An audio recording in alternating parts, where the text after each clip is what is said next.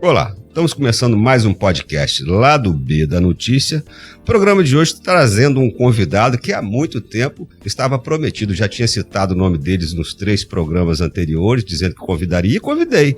Está aqui o Juninho Correia, vereador do PL, um nome aí cotado no mercado político para ser candidato a prefeito de Cachoeira em 2024. Confirma, Juninho? Confirma, estamos nos movimentando. Fomos o primeiro a falar, né, da pretensão da candidatura a prefeito de 2024. Juninho, você faz parte de um arranjo político, né, do PL, né, que apoiou o ex-presidente Jair Bolsonaro na campanha. Teve uma votação muito expressiva no último pleito para deputado federal, acho que chegou a primeiro suplente, né? Primeiro suplente do PL. Primeiro suplente do PL. E agora pretende chegar na prefeitura. Como que está sendo feito esse arranjo político para a sua candidatura? Envolve o senador Magno Malta, o Manato vai entrar na disputa também, como que está essa situação? Depois eu te pergunto de outros personagens. Tá. Bom, primeiramente, obrigado, Basílio, por me convidar a vir participar aqui do podcast, mandar um abraço a todo mundo que está nos ouvindo, né? E nos assistindo. Nos assistindo, não é ao vivo, então... Bom dia, boa noite, boa tarde para todos vocês. E olha, Basílio, a gente sabe, né, que muito embora eu seja novo, eu tenha quase 30 anos, mas eu tenho a plena consciência de que não se chega a lugar nenhum sozinho e não se governa sozinho, né? Eu vi isso tanto na minha candidatura a vereador, a deputado federal, a mesma coisa. A gente só alcança o objetivo e só faz as coisas realmente acontecerem quando a gente tem grupo do nosso lado. Hoje, o PL ele tá mais forte do que nunca, ele tá mais unido do que nunca. Quando eu fui candidato a vereador, o PL era um partido que aqui no Espírito Santo era mal visto, não por conta de atores políticos, era mal visto porque ele tinha vindo de um resultado eleitoral muito ruim. Nós tínhamos perdido o nosso senador, a nossa deputada federal tinha saído do PL, o único deputado estadual que não foi nem eleito, ele veio para o partido, já estava de saída. Então, assim, o cenário para o PL a nível estadual era muito ruim. Só que hoje a coisa mudou 180 graus. Hoje o PL está muito bem posicionado, ele está muito estruturado, ele está muito forte. Nós temos o deputado federal, o segundo mais votado do estado, nós temos o senador de novo, nós temos 5 deputados estaduais e nós temos um grupo muito forte. Por que eu estou falando disso?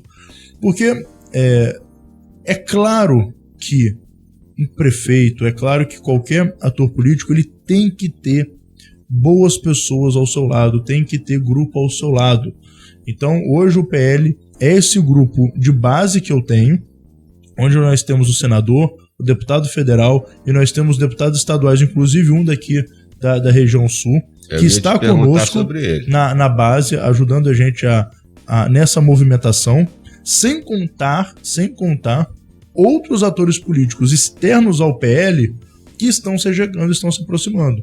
Então, assim que está sendo feita essa construção, com bastante diálogo, entendendo que não é sozinho, encabeçado, que chega a lugar nenhum, é sabendo que é com diálogo, com construção. Até porque as pessoas precisam disso, precisam ter a confiança de que o prefeito ele vai ouvir as pessoas, ele vai ouvir as comunidades, ele vai ouvir as lideranças, né? Olha só que tristeza você votar em alguém, né, um político, e esse político não ouvir depois a comunidade. É assim que a gente faz, construindo, né? Você falou no deputado estadual, a gente está falando aqui do Wellington Calegari, que é o nosso daqui de Cachoeira. Porque geralmente a pessoa quando ganha, né, o político quando ganha um mandato, ainda mais de deputado estadual, já acende a mosca azul, já pica nele e diz, opa, eu posso tentar ser prefeito. Na próxima não vou perder o mandato, né? Sim. E que ele não precisa, acho que, né, abandonar o mandato. Não precisa. Então, o Calegari não foi mordido pela mosca azul, ele não quer a mesma coisa que você, não? Mordido pela mosca azul ele foi, mas o sonho dele era ser deputado estadual, né? Então, assim, a construção, a construção partidária é essa, né? Ele hoje tem um mandato de deputado estadual, ele Ele entende que a vez é sua? Era essa a meta dele. Tanto é que lá em 2020, quando ele veio candidato a vice-prefeito, no primeiro momento ele era candidato a prefeito. Ele não seria candidato a outra coisa a não ser prefeito, né? Se não fosse, ele não viria nem candidato, mas por conta da composição ele veio candidato a vice. Já naquela época ele tinha essa visão de ser candidato a deputado estadual. Então esse foi o lançamento dele. Quando eu vim candidato a vereador, foi sabendo desse caminho dele para ser deputado estadual. Então o foco dele era alcançar a Assembleia.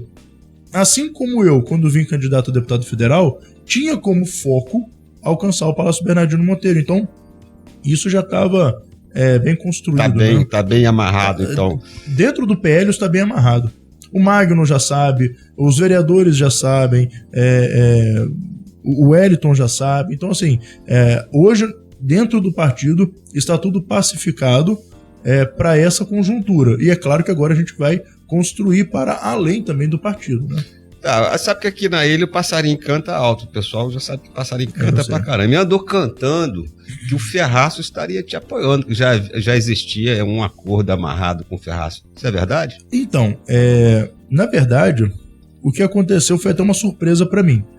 Eu fui à Assembleia há um tempo atrás e eu tenho ido constantemente, né, à Vitória, porque querendo ou não a gente não pode se separar também das movimentações estaduais, né, das executivas estaduais e dos deputados, e a gente precisa estar em contato, e sem contar que essa nova legislatura lá na Assembleia, ela tem se mostrado muito aguerrida em favor das comunidades. Nós temos 4 hoje do sul do estado que votam em Cachoeiro de Itapemirim, né, que é o Ferraço, o Bruno, o Wellington e o Alan Ferreira.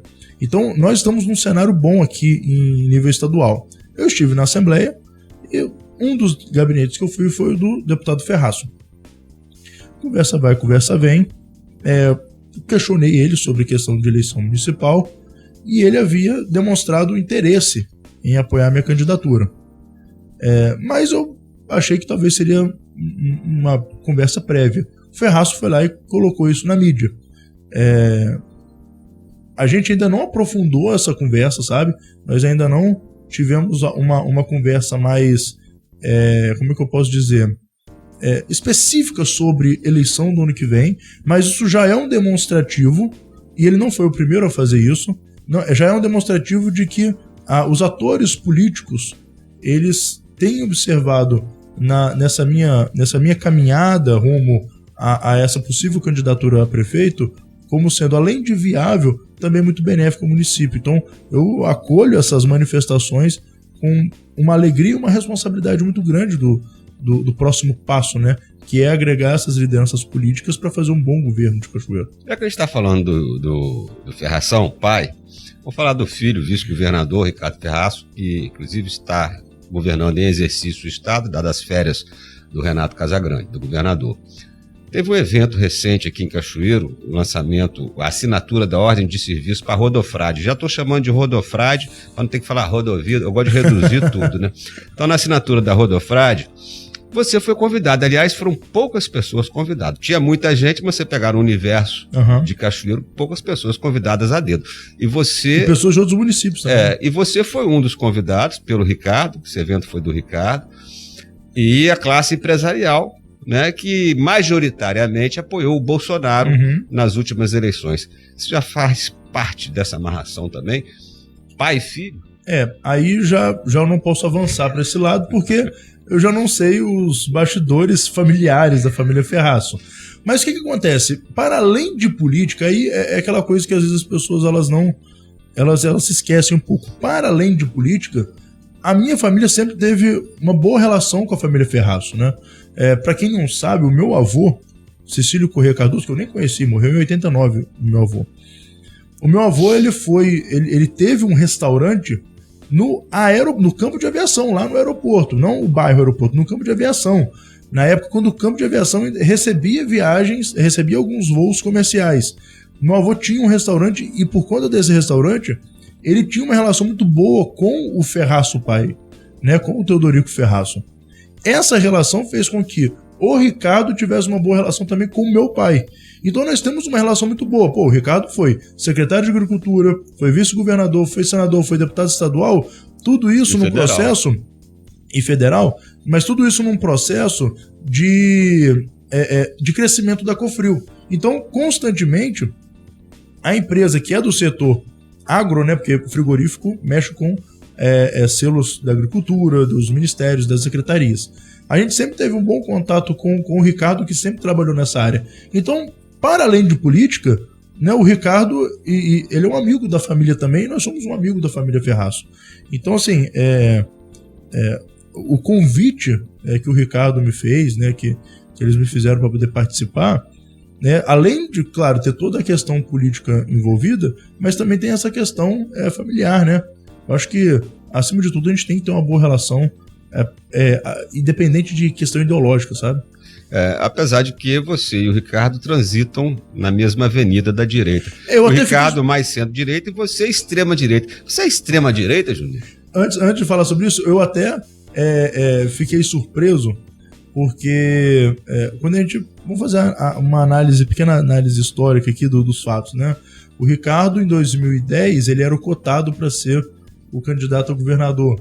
E aí, numa conjuntura nacional, ele foi para Senado e o Renato que foi candidato a governador. Eu lembro que na época houve uma certa aresta ali, né, por conta... Certa aresta? Saiu sangue, foi o Abril Sangrento que foi chamado aí. Né? Mas aí eu não vou falar desse jeito, porque... Mas então houve essa certa aresta. Quando chegou em 2014, eu lembro até que... 2018, eu lembro que o próprio Renato, né, puxou a orelha do Ricardo, né, era a reeleição dele de senador e a reeleição do Renato de governador. Se o Ricardo iria tomar uma posição e falar com a voz dele, ou se ele iria ouvir Paulo Artur de novo. E aí o Ricardo falou, não, vou apoiar o Casagrande. E realmente apoiou. Apoiou o Casagrande, realmente. Perdeu a eleição, mas o Renato ganhou. E agora, em 2022, no começo do ano, houve um movimento do Ricardo conversar com o Manato. Eu me lembro disso, lá no começo do ano. Mas por conjunturas também a nível federal, né? Tanto que o Alckmin, que é PSDB, ele tá no PSB, mas ele é PSDB. Chuchu, né? Essa conjuntura de sair do PSDB pro PSB, também houve uma conjuntura de que aqui fechasse o PSDB com o PSB. Então foi maior do que ele, né? Essa conjuntura de fechar. Eu fiquei surpreso ele vir isso do Renato, mas a política é desse modo, né? Você perguntou a questão de extrema-direita. Porque você, sempre que te citam na mídia, fala da extrema-direita, Juninho. Eu não sei se é uma provocação, também nunca vi você reclamar, às vezes está gostando de você chamar. Às vezes é mesmo, né? É porque, na verdade, quando me falam que o Juninho é extrema-direita, eu fico assim, o que é extrema-direita para você? Né? O que é extrema-direita para o Basílio? O que é extrema-direita para não sei quem? Porque cada um tem no seu intelecto uma representação de extrema-direita. Né? Tem alguns que falam que o Bolsonaro é extrema-direita. Tem outros que falam que o Trump é extrema-direita. Tem outros que falam que não sei mais quem é extrema-direita. Então, qual é o parâmetro de extrema-direita para cada um? Então, quando me chamam de extrema-direita, eu não levo isso pro coração, porque eu não sei o que está na cabeça da pessoa. Às vezes é coisa boa, às vezes é coisa ruim. Eu não sei. Se vier da esquerda, é coisa ruim. Quando vem da esquerda, normalmente é uma tentativa de desqualificar o outro, né? A mesma coisa a direita faz quando fala que fulano é da extrema esquerda. Aí liga a questão do MST. A direita não usa nem muito o termo extrema esquerda, usa o termo comunista, né? A gente usa o termo comunista. Quando quer desqualificar, fala que o cara é comunista. Né? Então isso é jogo de palavra, né? Extrema direita. O que é extrema direita? É um discurso mais acalorado? É ter posicionamento? Porque eu tenho posicionamento. Tem posicionamentos que pra mim eu não abro mão. Tem posicionamentos que eu discuto. Tem posicionamento pra mim vamos conversar? Tudo bem. Agora, tem coisas, questão de aborto, por exemplo. Para mim, questão de aborto é uma questão inegociável. Né? Você é contra, né? Contra completamente. Em todos os casos. Para mim é inegociável. Né? Se eu precisar sentar para conversar com alguém para a gente chegar num entendimento, eu não sento para chegar no entendimento. Ou a pessoa ela é contra o aborto ou ela não é. Tá. Então, nesse posicionamento eu sou firme. Mas isso é ser extrema-direita? Não sei. Não sei, tem questões que eu sou maleável. Então vou falar aqui de um candidato, também pré-candidato a prefeito de Cachoeiro, né? O Carlos Castiglione, ele que já foi prefeito 2 vezes aqui em Cachoeiro. E ele falou aqui, nessa cadeira que você está sentado aí, que tem uma cafeteria, aí ele não falou onde era, né? Se é em Vitória, se é em Cachoeiro, tem uma cafeteria que a turma da direita anda se reunindo aí para fazer um acordão lá na frente. Você já tomou desse cafezinho? Quem estaria nessa cafeteria? Diego Libardi, Alan Ferreira, Bruno Rezende, né? Você já tomou café com a turma lá? Tá nesse acordão? Então, Basílio, vamos lá. Eu acabei de falar aqui que um prefeito, ele não pode, um prefeito, um candidato a prefeito, ou qualquer político, ele não pode querer ser ele apenas, né? Não pode querer crescer sozinho. Ele tem que crescer junto com outras pessoas. Ele não vai governar sozinho o município. O mesmo Castiglione que hoje fala isso... O Alan não ficou satisfeito, não. O Alan reclamou aqui. Reclamou? Né? Rapaz, eu não reclamo, porque realmente eu já sentei com o Alan Ferreira, almocei com o Alan Ferreira semana passada. Eu sentei com o Dr. Bruno, conversei com o Dr. Bruno, conversei com o Diego Libardi, né? Eu converso com todos eles. Eu fiz uma entrevista, eu falei que não tem diálogo com o PT e com o PSB. Eu não falei que eu não tenho diálogo com o Castiglione. Por quê? O Castiglione é uma pessoa gente boa, ele foi no meu gabinete umas 2, 3 vezes para poder pedir para votar as contas dele. Enquanto pessoa, eu não tenho nada contra. Partidariamente, eu não vou conversar com o PT e com o PSB, porque não tem liga partidária ideológica, né? Nós estamos vendo aí todo o descaso que está acontecendo, tanto com o Brasil, agora com o Lula, e com o Espírito Santo, com o Renato Casagrande. Então, partidariamente, eu não tenho diálogo com o PT e o PSB. Os outros partidos, eu tenho diálogo. Por isso que eu conversei politicamente com o Diego, politicamente com o Bruno, politicamente com o Alan, né? Nós estamos conversando em que sentido? Primeiro, uma construção que seja virtuosa para Cachoeiro de Itapemirim, que seja uma construção boa para o município. Nós estamos discutindo para que não fique arestas ao jogo de disse-me-disse, porque mesmo que venha os outros 3 venham candidatos e eu também, mas que não seja uma campanha baixa, sabe? Uma campanha personalista, pesada, de falar mal do outro, não, que seja um nível mais elevado. O que eu estou entendendo da fala do Castiglione, hoje eu vejo que tanto eu, quanto o Alan, quanto o Bruno, quanto o Diego, falaram que não conversam com o PT. Hoje o Castiglione ele está isolado politicamente. Que pode ser bom para ele. Ou não. Pega um nicho do mercado político. Mas o nicho do Lula... A eleição aqui não tem segundo turno. Tudo bem, mas o Lula aqui... O Lula teve 30 mil votos. Será que o Castiglione vai conseguir agregar esses 30 mil votos para ele? Eu não sei. A gente não tem dados ainda. Nós estamos nas eleições. O Lula não cresceu. O Lula cresceu 3 mil votos do primeiro turno para o segundo turno. A eleição vai ser quem vai disputar com Castiglione ou quem vai disputar com Juninho?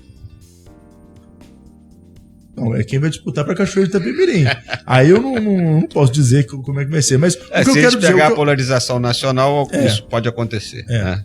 A gente não tem números ainda para saber, né? Mas o que eu sei é que hoje eu tenho visto que o Castiglione ele é o único que está isolado. Ele não por conta dele, mas por conta do partido, né? O partido não tem diálogo com muitos outros partidos. Então, por conta disso, ele está tentando desqualificar o lado de cá que está conversando. E, sinceramente, eu não acho que o lado de cá, que é mais a centro-direita, que sou eu, Bruno, Alan e o Diego, eu não acho que esse lado vai rachar tanto. Não vai vir os 4 como candidatos. Vai haver uma depuração. Tem que ver o tamanho desse banco que vai caber os 4 sentados, né? Tem muita gente na direita. Não, e tipo assim, e cada um ali tem, Dr. Bruno e o Alan, tem os seus mandatos que, para eles virem candidato a prefeito de Cachoeiro só por ser, né? Para quê? Porque o Dr. Bruno e o Alan, em tese, eles fazem parte da base do governo Casagrande. Para que eles viriam competindo um com o outro? Porque o Castiglione também faz parte da base.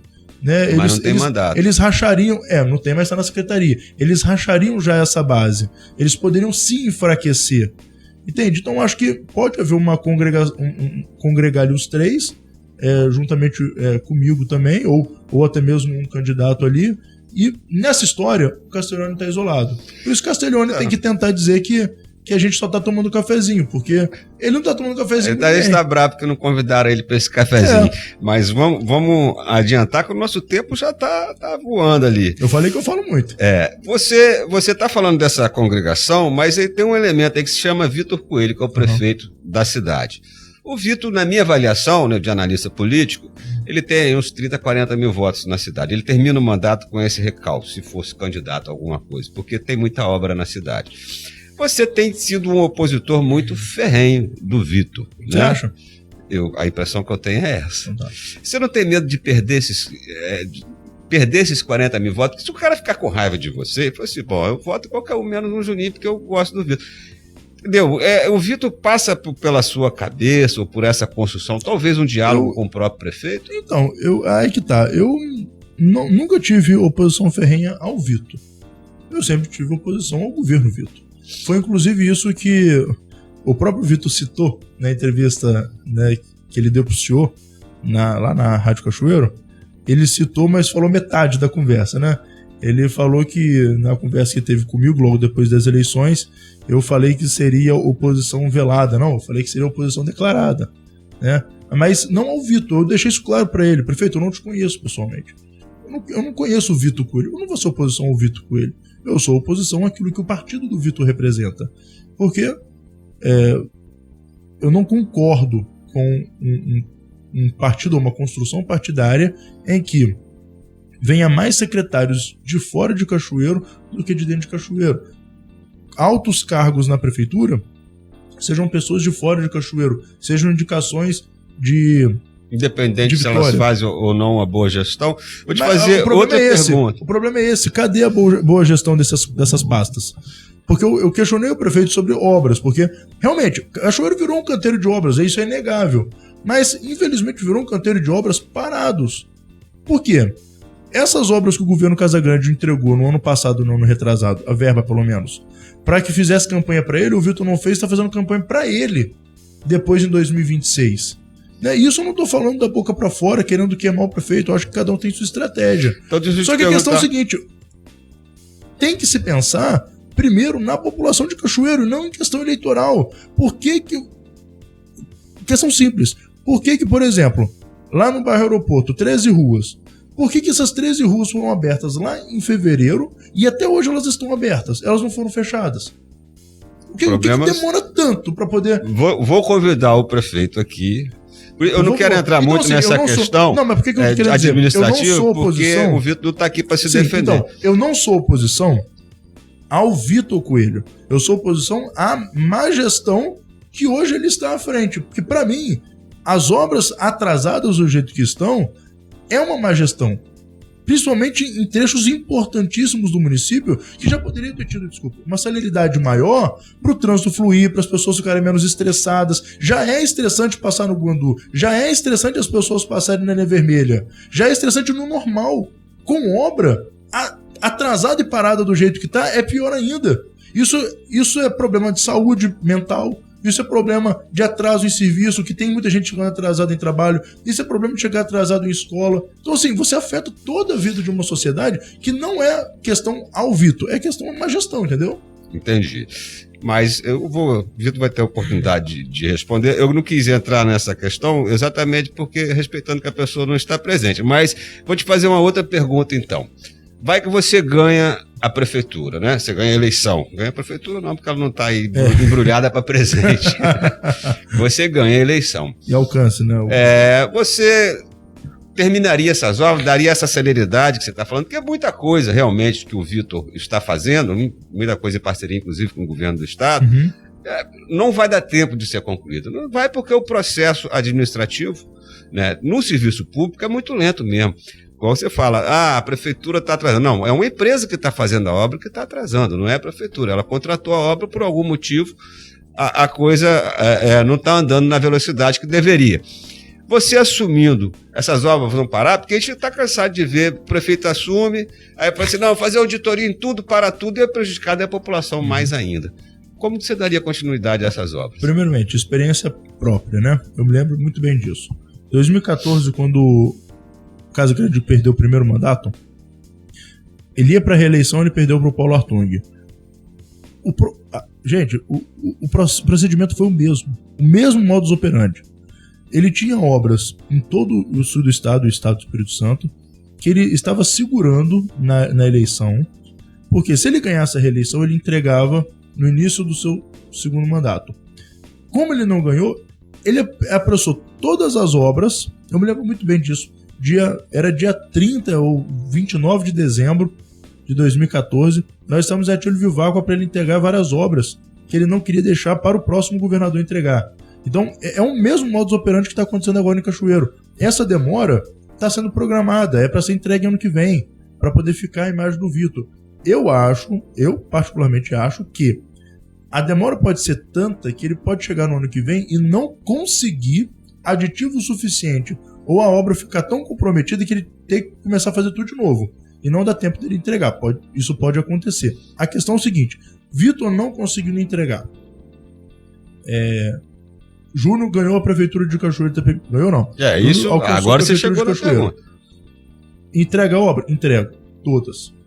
Se tiver obra parada, atrasada, nós vamos dar celeridade em todas as obras para entregar o mais rápido possível. Porque se elas começaram, é porque o dinheiro já foi empenhado, o dinheiro já foi liberado. Então, se o dinheiro já foi liberado, tem dinheiro em caixa. E ele fala que o dinheiro está em caixa. Então, eu não vou precisar me preocupar em ter que conseguir dinheiro para poder terminar, porque o dinheiro já está em caixa. São 300 milhões de reais. Se por acaso não tem dinheiro todo em caixa, então é o questionamento que eu fiz a ele. Por que começar obras que não se tem dinheiro em caixa? Às vezes o dinheiro vai chegando na medida que as medições vão acontecendo. Tudo bem, mas a partir do momento que empenha, público. A partir do momento que empenha, já está comprometido. O dinheiro vem, não quer dizer que vem todo de uma vez. Às vezes você precisa ter a medição para vir. Tudo bem, não tem problema não vir todo o dinheiro, mas a partir do momento que já está empenhado, ele vai ter que vir. Vai vir, com certeza. Então você está querendo dizer que você não vai governar olhando pelo retrovisor, mas olhando para frente. Inclusive, eu já falei isso na tribuna. Eu falei que não esperem do Juninho querer lá na frente tentar destruir a memória de ninguém, tentar destruir o legado de ninguém. Não é esse meu feitio. Eu sou formado em história, eu não trabalho na área, mas eu sei muito bem a importância não só de um legado, mas da memória coletiva, a importância de você ter bem definido a história de cada um. Não quero manchar nem destruir a história de ninguém, não vou fazer isso. Só que eu vou buscar fazer o meu governo da melhor forma possível. Pois é. Juninho, eu agradeço. O nosso tempo estourou, você está me devendo 9 minutos. Aqui, eu vou me despedindo da nossa audiência. Se quiser se despedir também, está aberto para você se despedir. Bom, obrigado, Basílio. Obrigado a todos aí que ficaram aí esses minutinhos a mais ouvindo eu falando. Muito obrigado a todos por me escutarem. Acesse minhas redes sociais, Júnior Corrêa S. Eu acho importante que o eleitor ele procure mesmo quem serão os candidatos ou os futuros candidatos, quem que está já no serviço público. Vocês têm que nos fiscalizar, né? Não é só o papel nosso de vereador fiscalizar, mas de vocês também. E acompanhe a gente nas redes sociais, me acompanhe para vocês verem o nosso trabalho, porque o que a gente está fazendo aqui, fazendo essa entrevista, tomando cafezinho, indo nas comunidades, indo na sessão da Câmara e falando, é para defender a população e para tentar fazer o melhor para Cachoeiro de Itapemirim. Esse cafezinho não me convidaram. Gente, eu vou me despedindo da nossa audiência. Primeiro vou agradecer aqui a todos que no nosso último podcast a gente pediu para as pessoas compartilharem para ajudar a Ricarda, né? Uma campanha bem bacana que o portal, que o Supermercados Perim abraçou. Agradecimento aqui de público ao pessoal do Supermercados Perim, que está abraçando a campanha da Ricarda. Agradecer, pedir que continue ajudando. Nós vamos acompanhar todo o desenrolar do caso dela pelo portal de notícias 24 horas. Te agradece a nossa audiência. Esse foi o nosso último candidato a última rodada de entrevistas com os pré-candidatos em Cachoeiro. Vamos agora partir para outros municípios e outros temas. Até semana que vem, se Deus quiser.